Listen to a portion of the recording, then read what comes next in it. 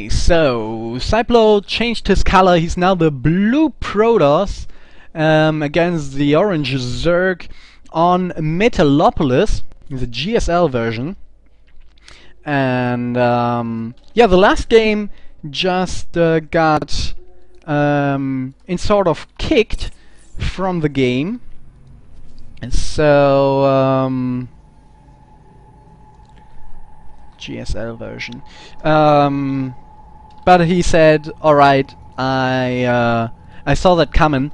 I don't think that I could have had a chance." So he didn't want the rematch, and quite frankly, I don't know if a rematch would have been possible, just because the game was quite far ahead already.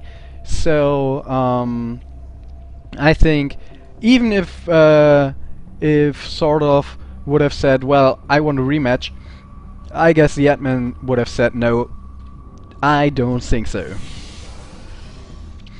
Okay, so spawning cross position here. I don't even know if Metalopolis, the GSL version, only allows cross position. I mean, no, I guess AiSeiplo would know that, so he's scouting the close air.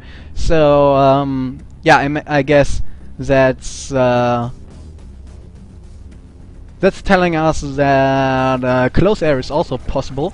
And sort of now with the pool before he expands, even if this expansion is, well, not super easy to defend, but with this debris here, it's actually easier. So I like a few changes that Blizzard made with the new patch on the maps, that there are more rocks and more debris, just to be secure in the beginning, and then just either you yourself kick the debris, and you just to just open it up and have more of a concave on your enemy, for your own army, or your enemy kicks the debris to surround your defense. So I actually like the thought of rocks and debris quite a lot.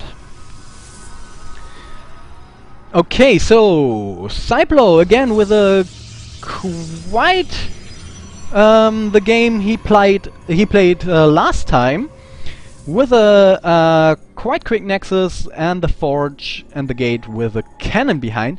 And I realize they all have different spawning symbols. So there's like a black circle, maybe with a 2. I don't see that one because it's covered in creep, but I like that quite a lot. I know this one with the creep tumors. I love it. So you actually have to fly over there with units and kill off the creep tumor before you can expand here. So it's not like bullshitting with just flying buildings over here and starting a hidden tech or something. So I like the idea of this creep tumors quite a lot. I don't even know. I guess the creep tumor doesn't block the position of the hatchery. So I guess, oops, I guess it's actually possible for a Zerg player to just get in there and immediately place a hatch, or he has to kill this the tumor, but then can place a hatch. Okay, he has to be careful. I guess he's going to lose this zealot for sure. Yeah, lost the zealot and only losing shield points over here, and he has to be careful not to lose his probe. That was really bad timing for him over there, that the zealots just came down the ramp when his probe came up. So that's just bad luck, since well, I guess he would have liked his early pylon and cannon play there again, but if his probes dies, then it won't be possible.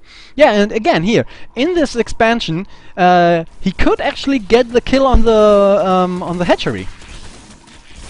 Losing a zealot again and cleaning it up with the second one, or the third one here in this case. So, is he trying to start the cannoning? No, he's going back as it looks like. No? Just waiting for the zealot? Is he really trying to get the cannons in range again? I don't know if it's still possible. I really don't. And there are more Zerglings coming in. It's going to get harder by any second now. Since, I mean, there's only so many positions where to put the cannons down, and it still hits. And nah, I guess now it's not even possible anymore. And there are coming more and more units, and yeah, they clean up that quite nicely. But the Void Ray tech is discovered, and does he have anything? He's actually going for roaches at the moment.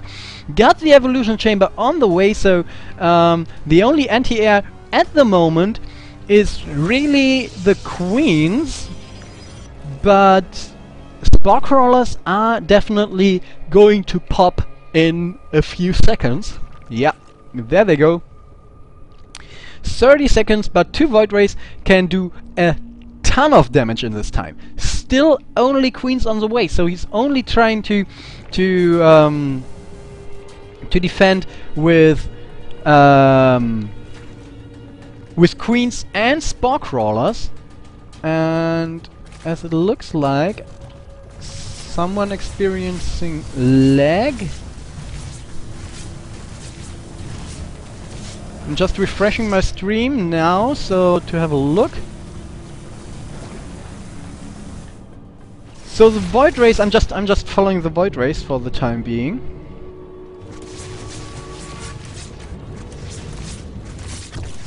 Okay, so not everybody's having lags, so it might be on your end. Undead Pizza Guy. Very cool. So yeah, he's got a few phoenixes with him, so he can just lift up the queen. So the only real threat is other spore crawlers, and they can be easily avoided if the Void Rays just get into the back.